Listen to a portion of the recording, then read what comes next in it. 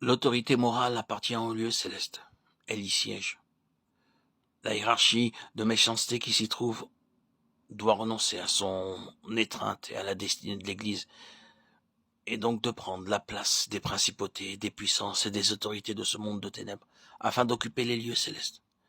Ainsi, dans Apocalypse 12, nous trouvons les vainqueurs, le Fils mâle enlevé vers le trône de Dieu, et alors plus aucune place n'est trouvée pour le dragon rouge et ses armées dans les cieux.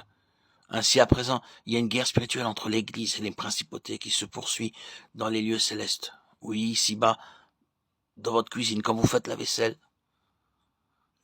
Il me faut insister sur ce point pour vous garder de devenir vague et abstrait dans tout ce que vous faites, dans tous les actes quotidiens dans lesquels vous êtes absorbé.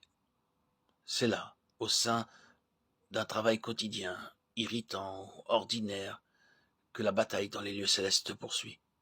Vous n'avez pas à atteindre quelques endroits géographiques pour connaître un combat dans les cieux.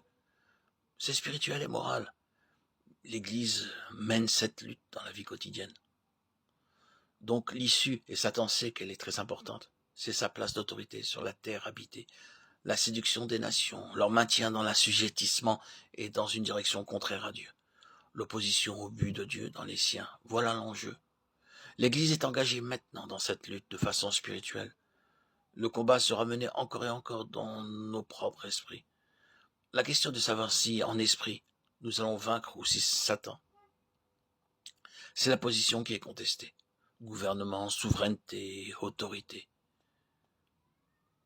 Quel est alors l'objectif de Satan? En premier lieu, corrompre en vue de provoquer la chute.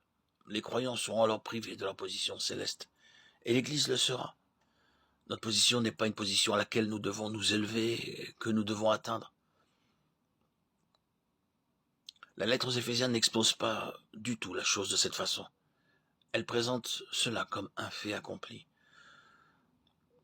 Nous a fait asseoir. Bien-aimés, emparez-vous de cela. Si réellement par la foi en Jésus-Christ, vous avez saisi des deux mains la justice de Dieu comme étant vôtre, vous êtes dans les lieux célestes. Vous êtes moralement au-dessus de Satan.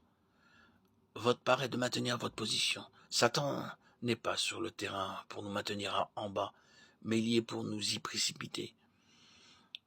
Nous sommes là, c'est là une position que nous avons à maintenir par la foi, de sorte que son objectif sera de nous déloger, de nous déplacer.